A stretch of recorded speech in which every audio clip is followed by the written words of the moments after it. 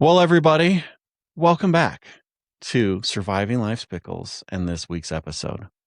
I am joined today by my beautiful wife, Hillary. Hello, everybody. And Joe Ivey. Welcome back, Joe. Hey, guys. Thank you. Happy to be here. Thank you. And everybody, I'm Scott Martin, your host, and we are just so excited again to be here this week with you. And we're so grateful that all of you have taken this time to hang out with us and to listen to the information and the stories that we are bringing into your life today during this hour. And we just appreciate it. We couldn't do it without you. We do it with you and we do it for you. So thank you, everybody, for tuning in today. But before we get into the meat and potatoes of our episode today, we always start off our episodes with gratitude. It sets the mood for what we're going to talk about. And so if anybody's tuning in for the first time, we just go around the circle with everybody and say what we're grateful for today. And then we talk about what we're going to get into today for the topic. So I'll go ahead and start. I'm feeling it today. Yep. And today I'm grateful for life, just life in general. I mean, it's a very broad grateful, but we recently went on a family camping trip. We've been able to do some things and just enjoy life, enjoy nature, enjoy all these beautiful things around us. And we've had this experience. So we got down to our camp. We had this beautiful butterfly show up right as we were pulling in and kind of harassed all of us a little bit. It even landed on me. And it landed on her. And I was like, okay, this is an omen. This is beautiful. Life is coming to us. We're enjoying life and it's enjoying us. When we were packing up, we got harassed by another butterfly. It was like we got welcomed into the forest by this butterfly. We got sent off by another butterfly. And then we come home and my son had another butterfly hit him in the backyard. I'm like, these are great. This means that we're doing good things. That's how I look at it. If butterflies are coming to you, it means you're a good person. That means you're living life and you're enjoying it. And so I really am just grateful for life. I'm grateful that I woke up this morning. I'm grateful I get to sit here with two amazing people and just enjoy the day. So that's mine. I like that. All right, Haley, you're up. I'm grateful for this podcast. I'm grateful that we get to be of service, but I've said it before, this podcast is kind of like our therapy, and every time we do it, it just recenters us. We get to visit with some of the most amazing people, and we get to learn new things all the time and have the most amazing conversations. And it just enriches my life so much. And I'm grateful for our listeners and the people that has helped support us along the way and our family. And I'm just so overwhelmed with this amazing experience that we get to do. So I think that's mine for today. I like that. Yeah. All right, Joe. It's beautiful. I think mine's probably a little more along your same lines, Scott, but I want to say my garden. Like, my garden is my happy place. Little veggie garden in the backyard, growing cucumbers, tomatoes, a lot of peppers, zucchinis, all the things, right? It's really like it's a salsa garden. Yeah. But going out, weeding it, never my favorite part, but putting your hands in the soil, watching these plants grow, and then finally, it's been a late year, finally getting to pick the tomatoes and feed them to my family. Yeah. Like, I'm gonna get choked up. I don't think they realize, like, as I'm growing it and watering it, that I'm like, this is for you. The nutrition, the organic, just like everything about it. It's like this little secret gift. Like, I also like the time away, disappear from the world and just be alone in my garden. But it's this little thing I get to give to them, and obviously it gives back to me. So grateful for that. I love how you put that, because I am also grateful for my garden and the time that I get to spend out there and be with nature. And there's just something about what it gives back to you. It really does.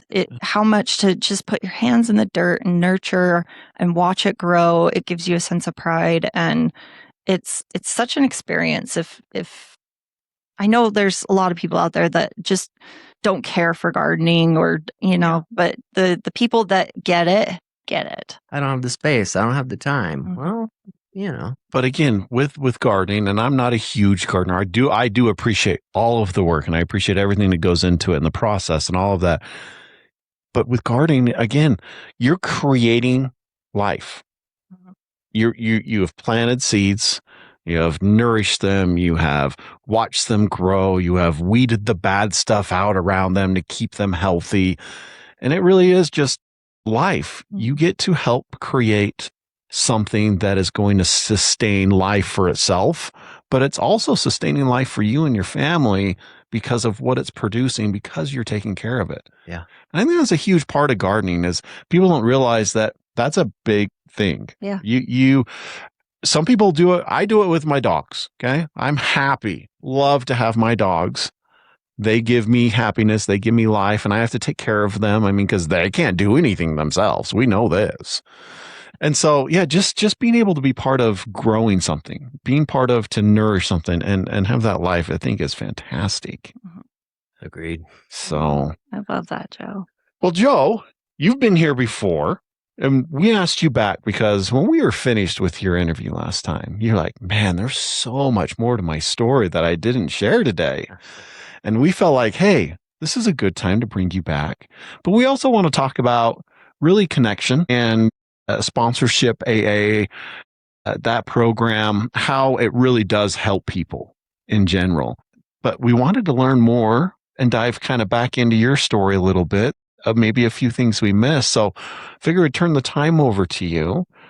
And wherever you think you're feeling right now of maybe a few things that we didn't share and didn't talk about last time. And we can even recap. A little bit. But let's learn a little bit more about Joe. Open mic night. Yeah. So you grew up in Highland, right? Cedar Hills. Cedar Hills. County. Okay. Cedar All the Hills. same beast. Yeah, close enough. Tell us a little bit about your family, like growing up. A big Mormon family, Yeah. right? And I was the youngest, so that comes, its own special role, I think. Good family, good upbringing. My parents, they did their best, and no complaints. Like I was raised really well. Like I told you guys last time, found drugs and alcohol, and those really did something for me. They really served me in those late teen and into my 20s, through most of my 20s. But I have no idea. Yeah. So one question I always am curious about, and sometimes I wonder if I can even answer this for myself, is what was it about drugs and alcohol that really drew you? That kept you in it. Well, we all know what keeps us in it. So. Better living through modern chemistry, I think. Yeah. I've come to believe that, it was that artificial God, essentially, Okay. that those endorphins and that addiction to feeling better. Sometimes it's chasing the high or other times it's running from the low, right? But once I got hooked, I was hooked. It didn't take, literally, it was, I think I smoked weed and I had a drug dealer by the end of that week. I used heroin and I had a heroin dealer the next day. Like there was never any I tried it and, considered and, went back later. It was like every time okay, I want more. That was definitely my genetic makeup of more. Yeah. What do you have? I'll take that. Yeah. Well, during that time, so last time we talked about, you did physically die. Yes. Technically, I don't know, but my heart blew up. Yeah. My heart blew up. I have a pacemaker. I was on the death sentence for sure. It was, no chance of survival. And I want to ask, because I don't remember after that happened. That's a huge kick in the face of you got to fix what's going on. Otherwise, you're not going to be here. Was that the turning point for you when you ended up in the hospital, or did you kind of float back a little bit into some habits before you realized that, oh, crap? Oh, there were habits for sure. Yeah, we had the life or death situation. I I spoke with God as I see it. I believe, that happened. And I rode that high for a long time. I mean, literally for several years of like, my eyes were open. I saw the big picture and I was waking up living in that every day is a gift. But without really changing my habits and, connections, having healthy people in my life and, things like that, I quickly, became went back to the human condition, suffering and all of the things because I wasn't doing anything different and, life was still hard. So, I had done a lot of programs in the younger years, drug courts, both adolescent and adult. I had went through several rehabs, seen a little bit of 12 step, never really because I wanted to, more so because somebody was telling me I needed to. And I went back to using drugs after that because life was just hard and I didn't know how to deal with it. We learn schooling and we learn subjects and we learn religion. All these things are taught, but like I never absorbed the lesson that like just keep showing up, you walk through life, it's okay. And yeah. So going back to that, where was this point, or was there a person that was really key that came into your life that helped you finally step over that threshold into, all right, it's time to become sober. I want to live a recovered life. How do I get there? Yeah, that's a great question. Really, one guy comes to mind, and he was initially one of my therapists when I was at Odyssey House. He's since passed, Albert.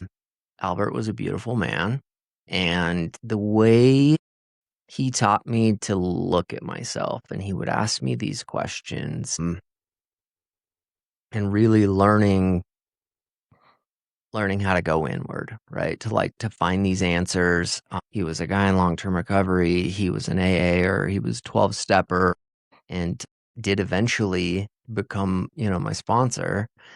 After, the therapeutic relationship, he showed me that you could live a difficult life and have really hard things happen to you and, transform those from the weaknesses and the pain into the strength, and doing what is it, judo, where you use the momentum and, flipping it. Albert was a beautiful man and so funny because like he was Hispanic, he was gay, he was significantly older than me, like Nothing in common. Right. Right. Other than I knew he drank and drugged the way I did. I knew he felt the way that I did, and I knew he didn't live like that anymore. And I think, I've since all my experience in that, brought me to the 12 steps, which is, what I credit with truly the life that I live today and saving my life is, living based on these 12 step principles. He showed me what that actually looked like to do it in practice and kind of how to get there, right? It was like I get it. I can read the book, I can go to a meeting, I can see other guys, but like, okay, but how do you do it? Yeah. It's like Yeah. you just do it. You Yeah. show up. What's right in front of you, right? The next right thing is, the common phrase we hear, just do the next right thing. Yeah. And that was so hard for me to grasp. Like, okay, but what? Like, What is the right thing? Yeah. right. And it's like, but there's 5 next things. And it's like, well, no, but literally, like, okay, what time is it? When do you have to be to work? Okay, I got 2 hours. Okay, well, have you eaten? Have you taken care of the kids? Like, literally that simple, which it feels ridiculous, right? To be like, just do what's in front of you. But I needed somebody to tell me that. Yeah. And to tell me that was okay. You don't have to solve the master thing, right? Just show up. Don't be an asshole. Don't drink or drug and don't hurt anybody. Yeah. Those were kind of like the bases. And from there, just start stepping forward. So I think one of the ones that it's so obvious that was the keep it simple, because I think as addicts, we try to overcomplicate everything. always. And we try to overanalyze everything. And the keep it simple I struggled with that so much because I didn't know how to keep it simple. I wanted to overcomplicate it. I wanted to overthink it, overanalyze everything. And I didn't understand, the simpler your life is, the easier your life is and the more you can manage it. So, Yeah, it is about just de-stressing. But so my follow-up question to Albert is, do you think you would be sitting here right now today if you had never met Albert? Probably not. Yeah. Right? So that's powerful, right? You were talking about one person that didn't force you to go anywhere, but was there to support you. Yeah. And guide you. I mean, let that sit for a second. I mean, sometimes we don't think about that. There's that one person that was kind of the stepping stone. Yeah. I do. I think about that. I think about Albert a lot, and I keep saying he was a beautiful man. We had this therapeutic relationship, and then, I left Odyssey House and started doing steps in this, and I was struggling again, and he had actually reached out to me just to check up on me. And I'm like, this man probably was a clinician, therapist. I don't know how many people, hundreds, if not thousands of people over the years. And I'm like, I know he's not calling every single person. And he told me I'm not calling I'm reaching out to a few people, so I had impacted him, and it was just the exact time, that right moment. I believe he was inspired, connected with something, and essentially worked a fourth and fifth step with him over the phone. wow. Kind of in the middle of a crisis, and it was enough to be like, okay, what do you need to do, and shift and pivot, and get back on track. And then, we continued to work together for a while there, and he got sick, and he got to thank me as his life was coming to an end. And it was beautiful too, in the sense that he was having heart issues, and that's something You that I guys had connect. Yeah, you experienced. guys connected through that. And I got to, play the opposite role in providing him with my experience and some support in that. Talk about full circle. And I think, yeah, it's a great question though, Scott, and it makes me feel good to talk about it, publicly, to say thank you. Yeah. Thank you, Albert.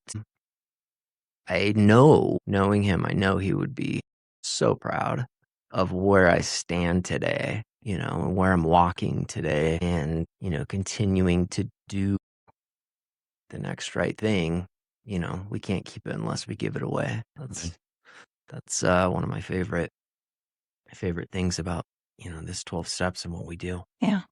That was one of my favorites is you can't keep it unless you give it away. And I could say that the only reason why I am sober today was because of the 12th step, was because of service and sponsorship and the quality of life that it gives you to be able to work with another person. Yeah.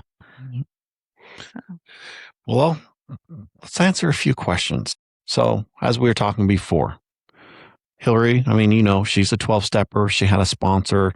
That's how she really got through to living the life that she had today. You, kind of similar. I was a cold turkey guy. As far as sponsors, I never really had a sponsor, but I had a therapist, Yeah.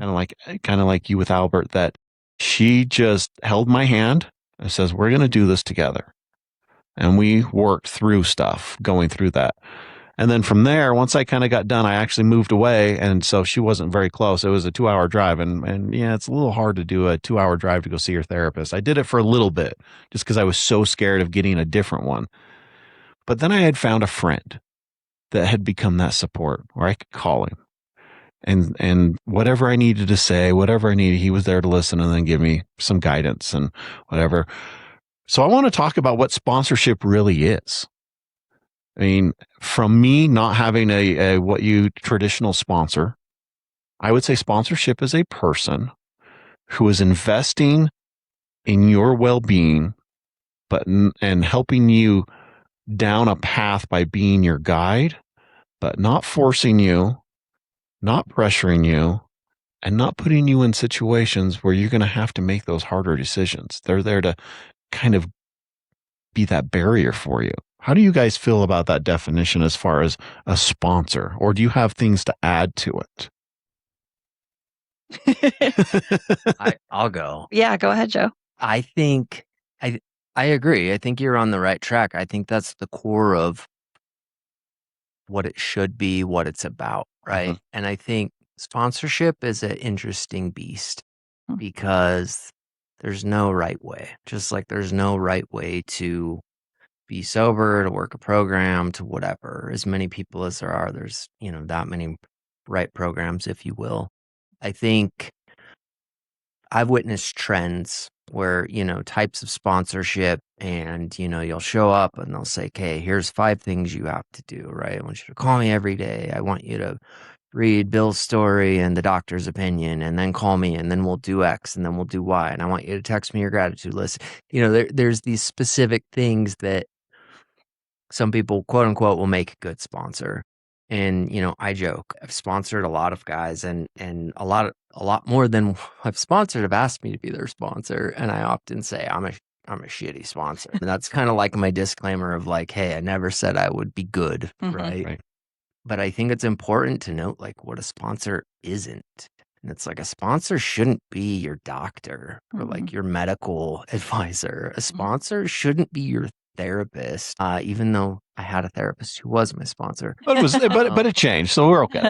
A sponsor shouldn't be your financial planner. They should, all these things, they shouldn't be your taskmaster. Your mother.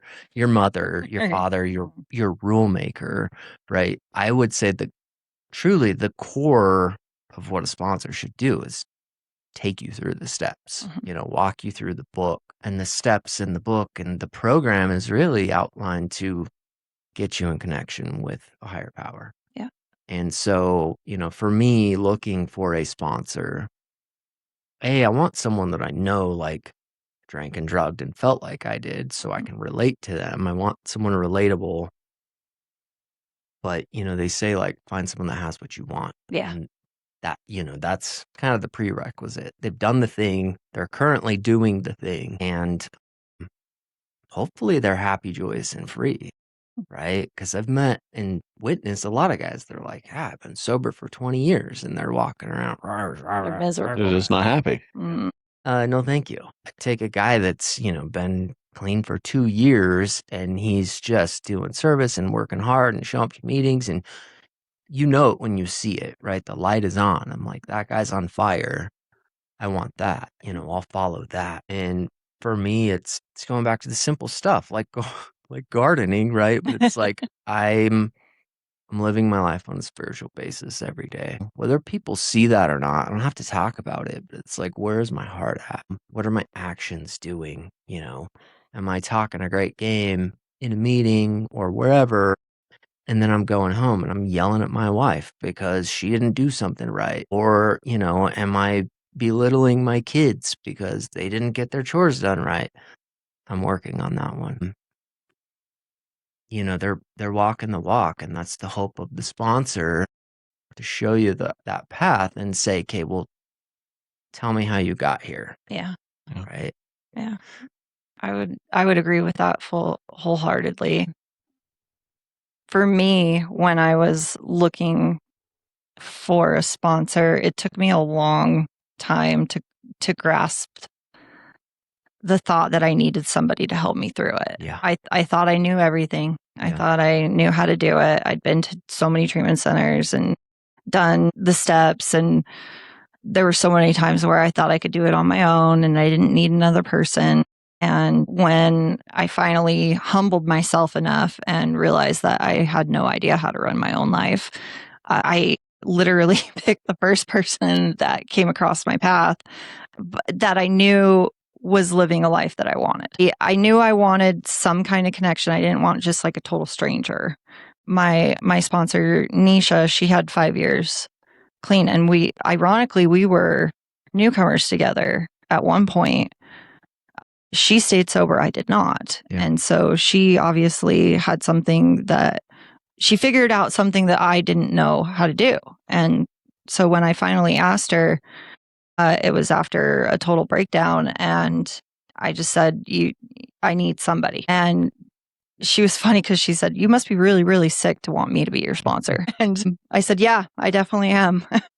It's like, I keep going back to Star Wars, Yoda, whatever, that mentor that just still kind of calls you out on your shit. Yeah. Because I needed that.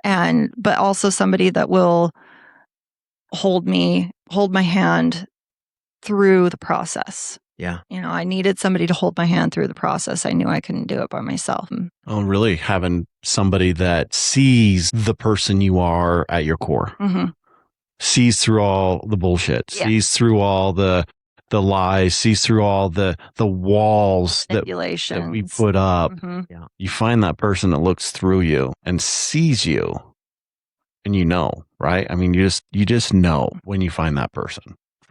For sure. And I think, you hit on it a little bit of, there is that accountability piece, at least for the person trying to figure it out, of like having one person that you've kind of committed to, like, hey, I'm going to be fully honest with you, at least to the best of my ability at this time. And, hopefully they are calling you on your crap, because I'll speak for myself. I can lie to myself. I can manipulate, or twist the story, the initiative, whatever. How does the saying go of like the broken mind can't heal itself? You sometimes need that external person that's getting to know me, that knows my habits and my actions, to be like, but is that really true, Joe? Are you really being altruistic here? Are you feeding your ego? What's really going on?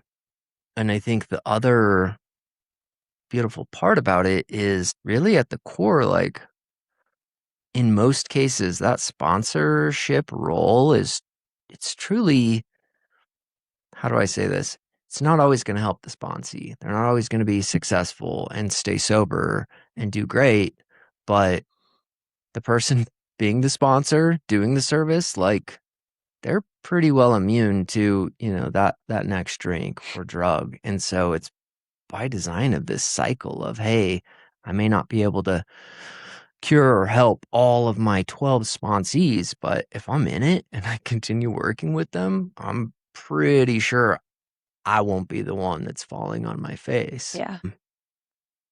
Which is interesting, right? Which is really interesting. Selfishly selfish, or selflessly selfishness. You're being of service to another person, but you're getting back so much more. Well, I always call it selfish. Now I can't say it. Selfish service. It's like I'm doing the service, for, the act of doing service, but I'm doing it for me. Yeah. Because I know when I'm in it, I'm generally getting more back. And I have some fun sponsorship stories, right? Like we touched on Albert, and I've had many sponsors over the years. Like, honestly, I probably don't even remember some of them, where it's like, hey, will you be my sponsor? And, I call them a few times and they disappear. But some really terrible stories, like, this will be an honest enough. I showed up to do a fifth step. So for those that don't know, fourth step, we're writing in the inventory, right? All my wrongs, all the people I've hurt. The fifth step, you generally with your sponsor, could be with your priest or, a spiritual advisor, but sit down with your sponsor and you lay it all out, right? Go through everything through all the the things. And the sponsor goes, okay, great, open your notebook. I just got to do a quick thing here. Start at the top, as he whips off his shirt, pulls out his Bic razor, and he starts to shave his shoulders. Okay. I'm not joking. This is a real experience. And I'm going, I know this isn't how this is supposed to go. I'm about to lay my entire deepest, darkest secrets out to you, and you're shaving your back. The deepest, darkest ones, right? And immediately it's like, we're not going to talk about these. Shoulder shaver. That experience alone has been so valuable to me. Huh. It's like, I promise you, I walked away with resentments, right? Mhm. And how dare this guy? And like, who gave him the ability to sponsor, right? And it's like, there's no certificate. Like, Yeah. you can literally just be like, yeah, I'll be a sponsor. Sure. Okay. And I've got to work through that. And like, working through the resentment and the issues, and also realizing like, I wasn't paying the dude. He literally just said, yeah, I'll sponsor you out of the Mhm. goodness of his heart. We had met several times. He was answering my phone. Like, he was just another drunk, just trying to give back. Mhm. He Yeah. had a busy schedule. He had just gotten off work. He was going on a trip. Like, he needed to get swimsuit ready. And I'm over here judging him, like, don't you understand how important my life is? And he's over here like, hey, I'm squeezing you in because you asked me, Mhm. and like having the ability to kind of come that full circle and be like, thank you. Thank you for showing up, even when you know, Only half showed up. Yeah. yeah, but still, right? Like, and I grew so much through that. And I'm friends with him today. Yeah. And I promise you, at one point, I was like, this. So, I mean, you obviously had some type of connection situation with this person because now you're friends. Yeah. But at the time, you were just like you felt like probably two guys just hitting a wall, right? Because Disrespected, like, you're not taking this serious. And also, I was too afraid to be like, vulnerable. WTF, Yeah. What are you doing? bro, this ain't right. I'm not, you're my sponsor. You're in charge here. I just work here. Yeah. But it should never feel like that. Agreed.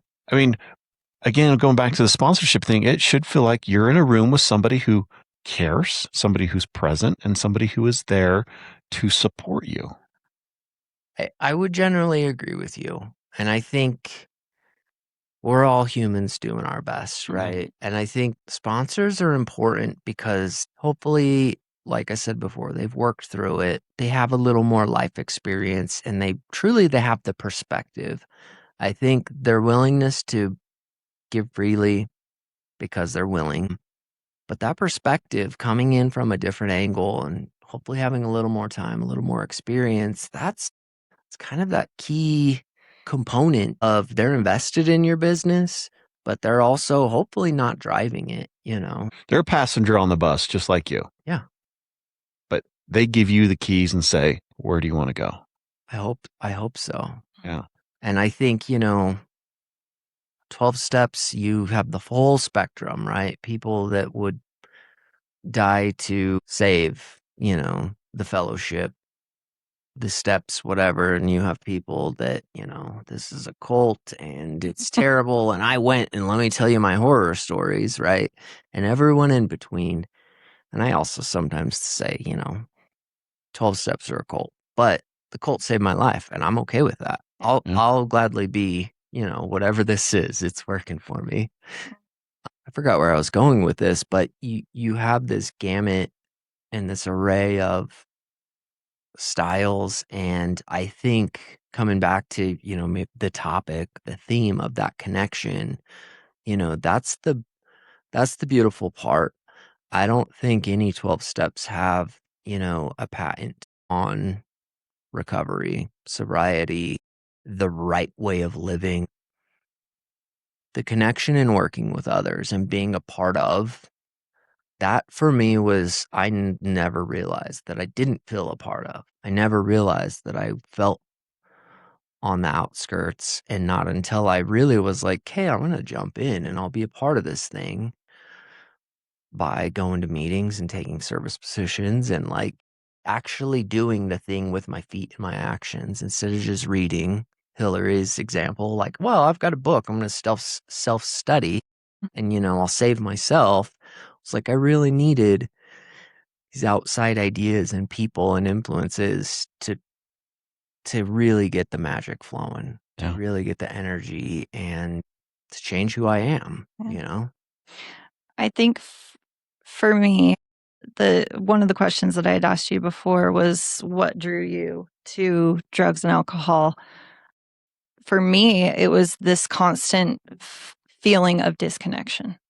It was this constant feeling of being on the outside, never fitting in, never feeling enough. And drugs and alcohol made me feel a part of something. And unfortunately, it wasn't a good something, but it was something. Yeah. And it wasn't even necessarily wanting to be a part of or being involved with the people that were doing it. It felt it was the something that was bigger than me. And the disconnection from a higher power, the disconnection from people and not feeling like I belonged, those drugs and alcohol masked that for me. Yeah. And so when I no longer could use the drugs and alcohol and they were no longer filling that hole, I needed to find something else to fill that hole. And the sponsorship and the fellowship, which the fellowship is just the group of people that get together and the meetings and the parties afterward and the activities. I needed to find that new connection with healthier people that knew how to live life, that knew how to have fun. And I needed that connection, not without even realizing it. And I think that was maybe what I was chasing in the beginning when I first started attending 12 steps, Yeah. thinking I didn't need a sponsor. I just needed the connection. I just needed this group of people to be sober with, go out and have fun with. And I dove into the fellowship for a good year without having a sponsorship, without having worked the 12 steps. Yeah. And it did keep me sober for a year. Yeah. It just being involved in the fellowship. I ran meetings, I did all the parties, I did all the activities and all of that. And it did keep me sober, but unfortunately I was white knuckling it. And deep down underneath, I was only half doing the program. And eventually it's why I ended up going back out, was because I just wasn't fully invested. I was invested in the people, but I wasn't investing in myself. Yeah.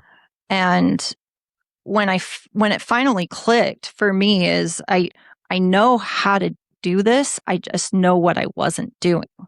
I know I wasn't actually doing the steps. I wasn't actually getting the sponsor. I wasn't actually being vulnerable and sharing my deepest, darkest secrets and taking that deep dive into myself. Yeah. And that's what finally clicked for me, was getting that sponsor, having her do that deep dive with me, looking deep down into myself and figuring out how to do it a different way than I was doing it. Yeah, I relate to that. I understand what you're saying for sure. I think it's not uncommon for that type of story. And, I have same things, right? I did X amount. It worked for so long until it didn't. And we're all still here today. So as far as I'm concerned, like, it worked or it's working, right? Recovery is not linear, just like life isn't linear. Yeah. And it's not like, hey, well, did you win at life or did you lose? It's like, no, I'm living, I'm growing, am I happy today? That's really probably one of the better measures of, my success is how do I feel today? How am I treating others today? But I think I lost what I was going to say in relation to that of, you know, humans, we like to label things. I like to label things. I'll speak for myself. And I think sponsorship and that connection piece, there's so many interpretations of it. I know I said this earlier, but it really is. There's where I'm at today in my life, I have a team of sponsors, if you will, right? Like that word gets its label and it has the idea, they're in charge and you have to do what they say. And it's like, well, if you want to get technical, really the word sponsor doesn't even show up in the meat of the big book, the first 164 pages.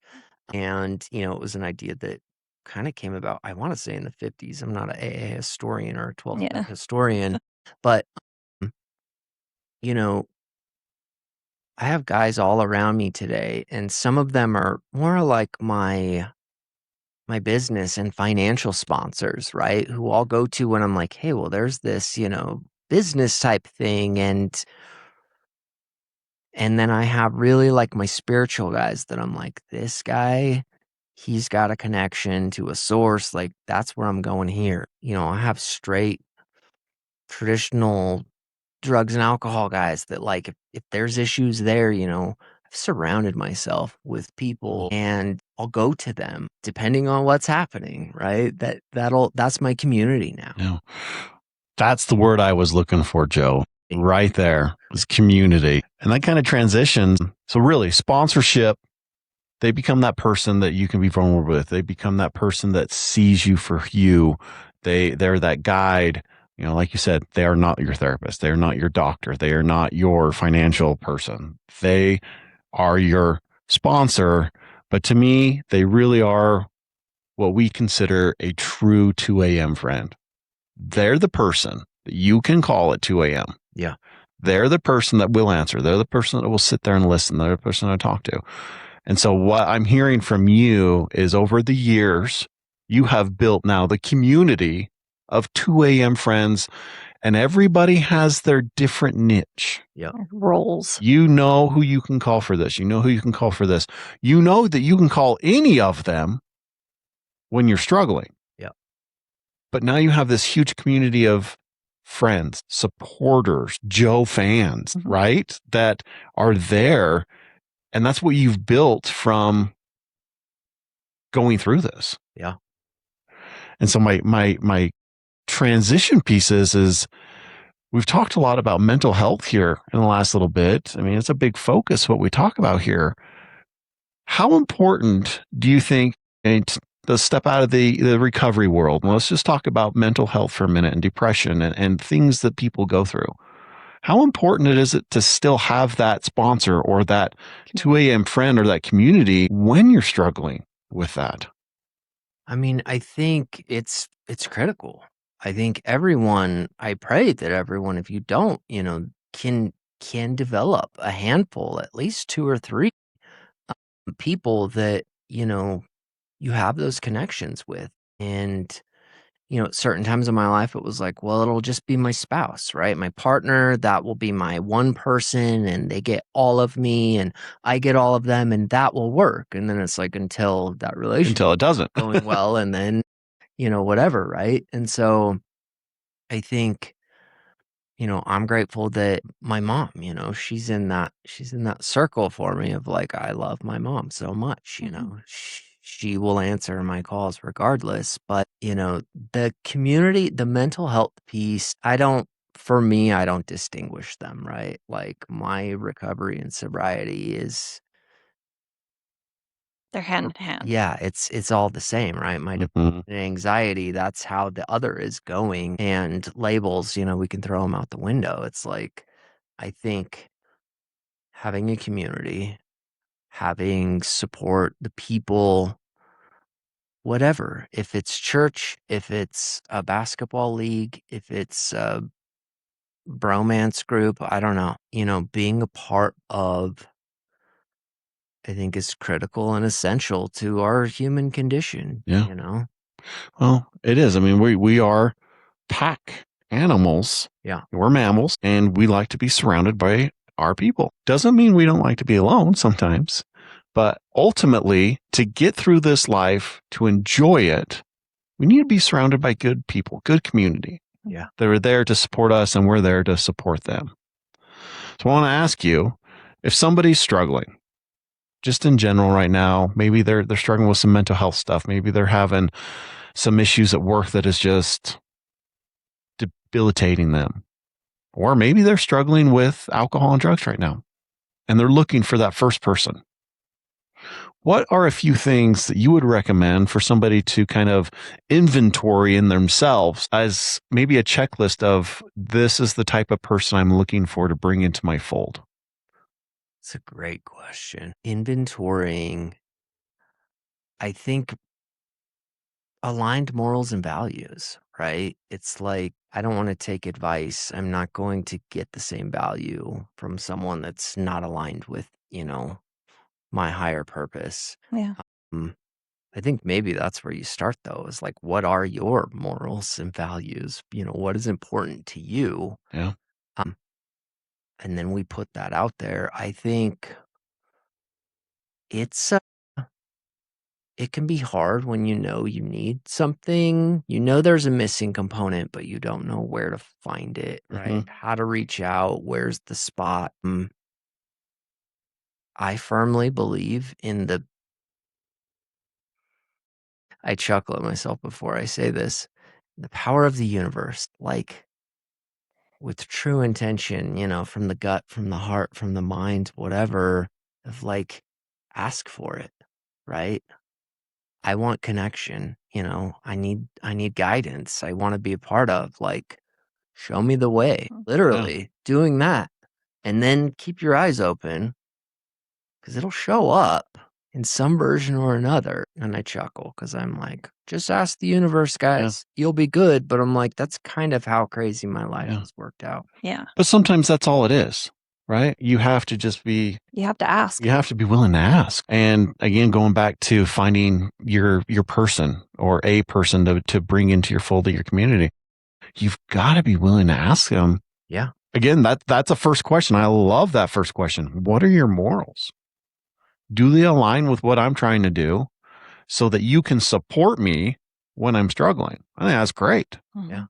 Well, religions, right? There's church leaders, there's priests, there's bishops, all these things where it's like, that's a great starting point. If you live in that world, if that's part of your life, start there, right? If you're not, if you're agnostic or atheist, it's like, cool. There's all sorts of fellowships and programs. Yeah. God bless technology, right? Like, get on Google. I was going to say Google, GPT, Gemini, whatever, and say, I'm 42 years old. I'm married. I live in this zip code.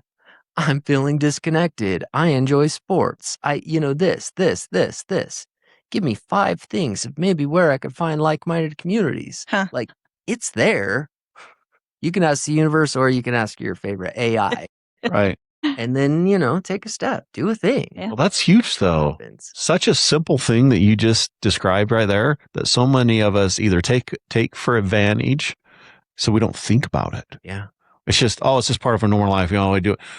But take the time to stop. Okay. If you can't find that person, reach out to something or someone that could suggest it. That can suggest it, or that can give you the feeling, that can guide you in the proper direction that maybe you will meet that person, put you in a situation. You were saying basketball groups, community groups, different things. Look it up. What's close to me? Let me see if my person's there. Yeah. Yeah. I mean, literally pause the podcast right now. Hey, Siri. Yeah, absolutely. Yeah. I love that. Ask the question and then move your feet. Ask the question, take the action. Yeah. So you found, let's take it to the next step now. You found one or let's say 2 people that fit your moral code of what you believe in, what you strive for. What is the next thing you need to do with them, or maybe ask them to kind of qualify them? Okay, we agree here and we align here. Now I need to see if we line up here, if you can support me in this next thing I'm going through. That's probably where it gets tricky though, Scott, because it's like, if I show up to a 12-step meeting, like, that's part of the gig. We all understand we're there, like, hey, we're gonna help each other, right? Mm-hmm. We always know the next step. We know that's part of what we're signing up for. And so it's like, really there, it's easy. It's like, okay, let's do this thing, right? Will you be my sponsor or whatever? If we're talking the church route or any other, I meet some cool guys at, the local Tuesday night whatever club. Do they know that you're like, hey, I'm trying to get more, right? It could be an organic relationship where it's like, bro, you're cool. You play guitar, I play guitar. Let's get together and jam. Yeah. And it might be a year or longer before it's like, hey, we're bros now, can I open up? Can I talk to you about what's happening with my wife or whatever? It's the beauty of the organized religions and fellowships is kind of, we have these structures that, there's certain implementations or understandings of kind of what we're doing here together. In real life, out in the real world, things happen or they don't, and people let you down. And, I thought you were the guy, but you turned out to be a liar and a cheat. It just turned dark maybe, but, it's But that's life. Yeah. People you come keep and going. go, and one relationship might be wonderful and everything that you wanted it to be, and then it might take a turn and eventually become toxic, and you have to change your path. Well, and on that, one relationship could be, hey, this person's great. They've helped me get to this point. But guess what? That's all they can do. Yeah.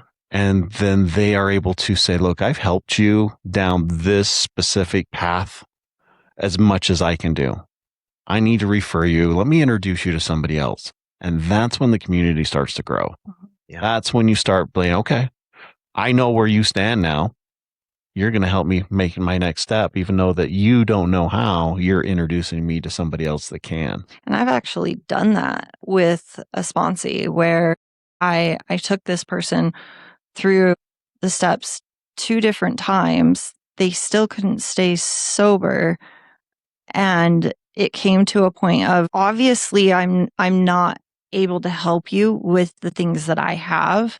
So it's not like I'm firing you or telling you I can't be your sponsor anymore. Obviously I'm not helping you. And so let's try this other person where they might have some tips, tricks, or insight where they might be able to help you a little better than I can. Because obviously whatever I'm giving you isn't working. Yeah. Well, and this might seem counterintuitive and won't apply to everyone at all of their stages, but the thing that I've learned through experience is once I've gained enough momentum and I've, taken a few steps forward, me needing and asking and wanting instead of looking for, okay, what can I take in? When I flip that and I'm like, okay, I'm going to start giving it out. Okay, you want more of this? Start giving that. Yeah. Yeah. Well, it comes back to that service aspect. And we talked to that a couple episodes ago with our friend Jay of how much service itself, Yeah. giving that, interacting with people, providing something that you can do that they can't. Yeah.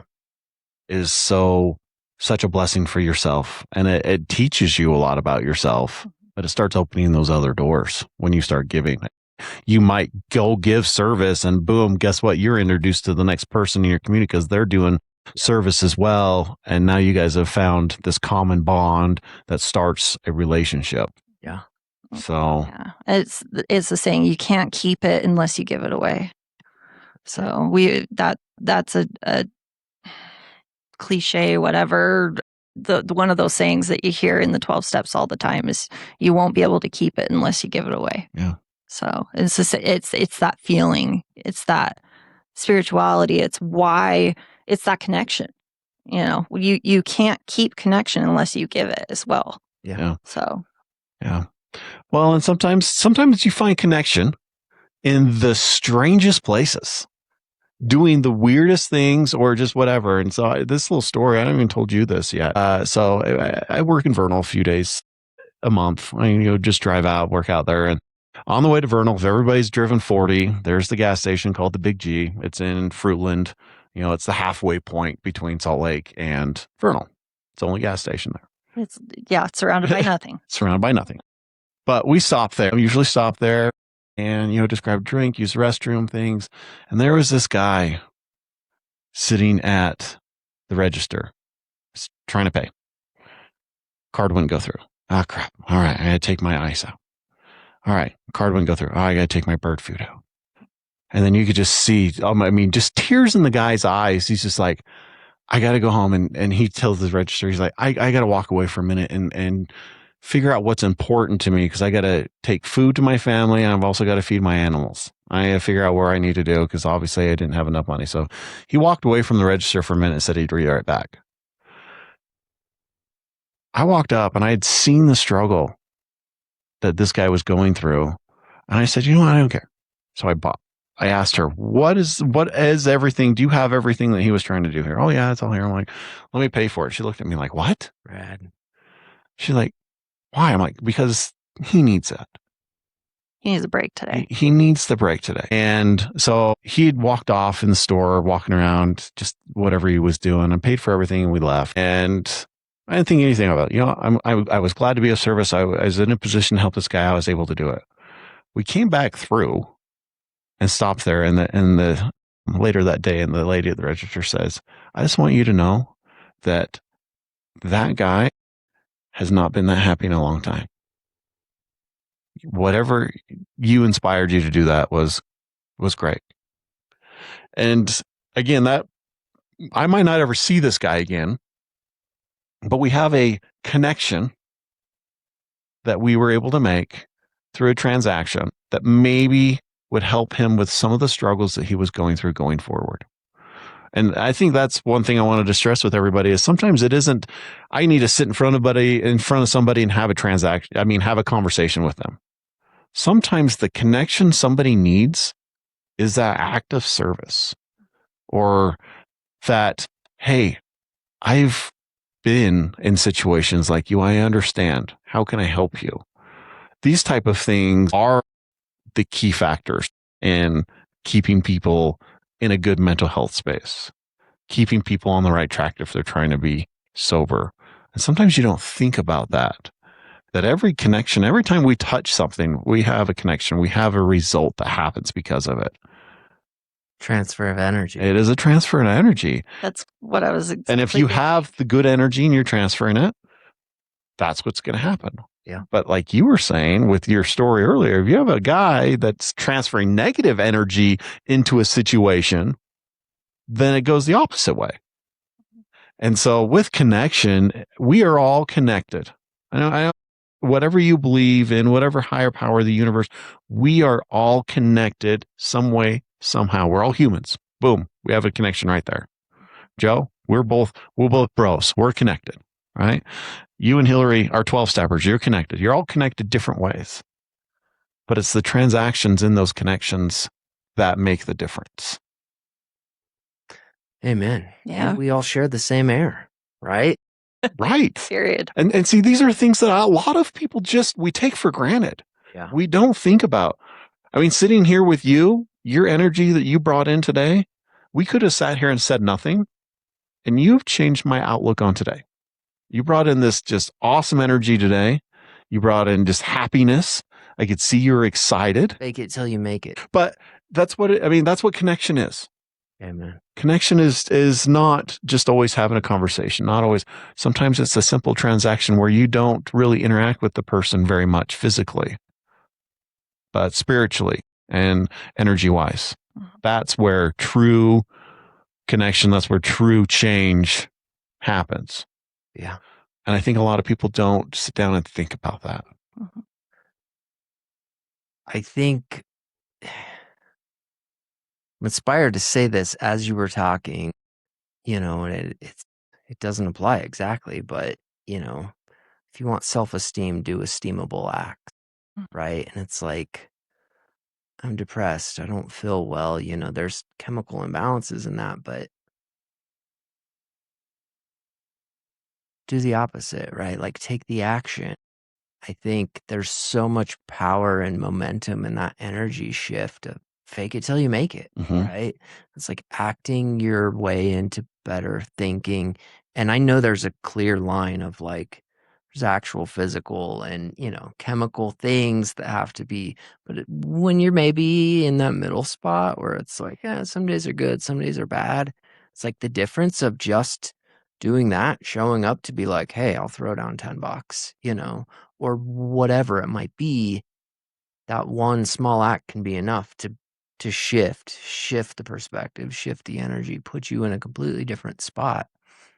Little by slowly, you keep doing these little esteemable acts, and suddenly, like, I haven't been feeling so depressed lately. Yeah. Yeah. Funny how that's working. Comes to mind they say when you don't want to do something, do it anyways. That was one that I constantly had to remind myself with. if you don't want to clean the house, do it anyways. If you don't want to go to work, do it anyways, kind of thing. Because your mind, the minute that you get into the action, your mindset shifts. Yeah. So, it's working out. I have such a hard time with getting started, but once you do it, then you fall into it, and it just becomes easy after that. So even if you don't want to do it anyways. Let's do the hard things. Yeah. Do the hard things. Physically, Physically, mentally, emotionally, spiritually, fight through them. Like you're saying, fake it till you make it, but fight the good fight. If you're going to fight the good fight, you've got to be able to push through the hard challenges. Mm-hmm. Yeah. Because that's where we're going to grow. Yeah. And that's where eternal, long lasting connection comes into play with your higher power, with friends and family, with your significant other, is when you buckle down and say, okay, this is going to be hard, but we're going to do this. Would you support me? And sometimes all you need to do is ask. Like, go back to your question. Ask. Yeah. Ask. Joe, Yeah. give me an example or a story or whatnot of one of the most fulfilling things that has come to your life. I know that's broad. Let me add that with connection or sponsorship. Let's stay on that realm. Yeah. I'm like, there's so many. Yeah. I can't even specifics. I know it's broad. A fulfilling moment so cliche. It's like in the 12-step literature, paraphrasing, it talks about sponsorship, and this is an experience you will not want to miss, right? Watching a human go from just truly hopeless and helpless, just, physically, one guy specifically, of showing up and just looking terrible, to within a matter of months showing up and suddenly his eyes are open and his skin is glowing and, smiling and coming in and hi to a completely different human. And I'm like, just like the garden thing of like, I didn't do any of that, right? I helped cultivate an environment in which it would, sustain growth in life, right? To where it's like giving a little bit of that hope and joy. I'm going to love you until you can love yourself, right? I believe in you because I was just as bad as you, and look at me now, and, whatever, right? Being a part of that and seeing someone go from like, I want to die. I'm okay if I die. That's totally fine. I'm actively trying to kill myself with poison daily, to like, I can't believe that I was okay with, I was going to cash it in, to like getting the thirst for life and being like, I want more. I want to go do this now. I can't get enough. And knowing like I got a front row seat to that. The ego's like, look how much I helped this guy. It's like, yeah, but the flip side is, how much did this guy help me? It's symbiotic. That's exactly it. It's like, I got to witness the miracle.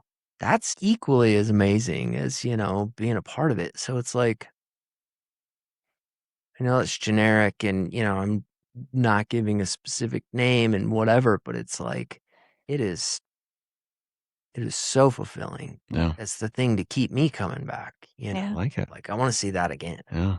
Well, I mean, that's one reason we do keep doing this every week. Exactly. Yeah. So, well, we just got time for a couple more questions. One I have for you, Joe, is we really have this has been an amazing episode to sit down with you. So many good things have come out already. I'm just so grateful for you and just feel blessed to be able to hear some of the things that you've said today. Thank you. If you could add to anything we've said, to anybody listening that is looking for that connection, that is looking for maybe the sponsor or the friend to be there, what's anything else that maybe has been on your mind that you could give them as far as help, maybe advice or resources? Alcohol and or drugs specific. I'll say doesn't matter where you live, there is a quote unquote central office in your area. Like, Google it, 12-step central office. They've got phone lines, you call. They will be your 2 a.m. friend, even without knowing your number that's calling. Like, there are actively people just ready to answer the phone, and their job and script is share their experience, right? Don't solve your problem, but share their experience. So if you need to hear an experience, look it up, call it, right? Outside of that, it's just like, if you're actively seeking, I truly believe like you will find it. There's, I'm a big proponent, advocate of therapy. I'm like, find a therapist. No. There's some relatively inexpensive options now too. If you have any sort of insurance coverage, like truly, you can find a therapist, and it's like, do that. Yeah. Yeah. It's a good start. I love it. I love it. Yeah. Therapy changed my life in so many ways and benefited it. I know there's so many people out there that are afraid of it or look down upon it, or the stigma of therapists are wonky, they're woo-woo, whatever it is that you're thinking. Just, if you've never been to therapy, just try it. Just check it out. And it really can benefit. They're also kind of like a guide for you to help find yourself. Yeah. To find the answers within yourself that you're looking for. They're not going to give you the answers, Yeah. but they will help you find them for yourself. So, Yeah, they hold that. They kind of hold that boundary with you of, you're coming to me. We're going to work on something. We'll find something. yeah. Well, I don't remember if we asked Joe this question last time. So if I did, it's okay. But if you had a superpower, Joe, what would it be and why? Dude, this feels like a therapist would whatever I answer. I think the cheat answer is, say I just want to be Superman, right? Because he does everything, It right? comes with like 50. And I don't know why this is coming to me, but my first reaction was like invisibility. But I also think like telekinesis. Wait, is that where you can read minds? Yeah. I could get down with some Telepathy. Yeah, telepathy. Telepathy. Telekinesis is where you can move things. Yeah. They would all be cool. Yeah. I'll go with my original answer, invisibility. And I don't know why, but I will ask my therapist. I like that. I like that. Dive into that. Why did that one come up? I have no clue. I'm like, I want to be invisible. Okay, we're going to dive into your Yeah. Yeah. Okay. That's a cool one. That's cool. That's very cool. Yeah. Well, you've been here before. The last couple minutes, we turn the time over to you and let you ask a question or two of us before we sign off. What's on your mind today, Joe? I just want to know what you guys are like really excited about right now. Oh, man. That's a hard question. You know what? For me, I am excited and I am scared to death. My second oldest is getting married. Okay. Her bridal shower's next week. This has been a little bit of a weird thing. Most people say it's weird. I am proud of it, but I have helped and pretty much planned the entire bridal shower. I'm putting it on, got it all organized. Came up with the theme. And that doesn't happen. Like, the dads don't do that, right?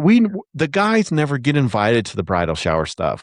Well, mine and her relationship has come far enough. And I felt like I wanted to give that to her. I wanted to give something of me. I wanted to of part of this. And so I'm excited and scared to death for her bridal shower next weekend. But after that, then the wedding, because it's just a few weeks after. So that's where I'm at right now. That's what you're excited for. Yeah. What about you? Don't they say like excitement and fear, your body doesn't know the difference? Yeah. It's just your brain. So just your all brain. you gotta do is be like, no, I'm excited. I'm not terrified. Right. I'm excited to see. You kind of stole mine because I was excited for the bridal shower. You can be excited for the same. I'm excited to put on this event for her and pamper her and just help her go through this transition in life. I'm excited for our two boys to be starting junior high together. This last year, it was the first year that they haven't been in the same school together. And especially our youngest, he really, really struggled with that a lot. I think he felt left behind. He felt a little outside the box because these two have just been attached at the hip their whole life. And so I'm excited for to see how this goes with them being in the same school and starting junior high together. I'm not. All I can see is I know. principal phone calls coming. And I'm excited for the fall. I mean, I am such a fall person. I love just that sweater weather. I love Halloween. I love pumpkins. I love that. I'm so excited for the fall. I'm afraid you got a couple of months. I know. Yeah, but hey, she can look forward to something. I'm right? still going to It's look good. forward to Yeah. it. Oh. So, Well, Joe, thank you. We are so honored that you were willing to come back and share some more with us Thank you both. about what's going on. Everybody, like we end every one of our episodes with a challenge. During this episode, somebody in your life has come to mind. I want you, as soon as we sign off here, to take and share this episode with that person that came to mind. That is how we can continue to grow. That is why we do what we do, is to help others. And so pay it forward and send this episode to somebody that came to mind while you were listening. We are so grateful for all of you. So thankful that you take the time out every week to hang out with us and continue to help us on this journey and building this community. I just want to say, until next time, I'm going to be smiling. I want you to be smiling as well. And don't forget that you're a big deal.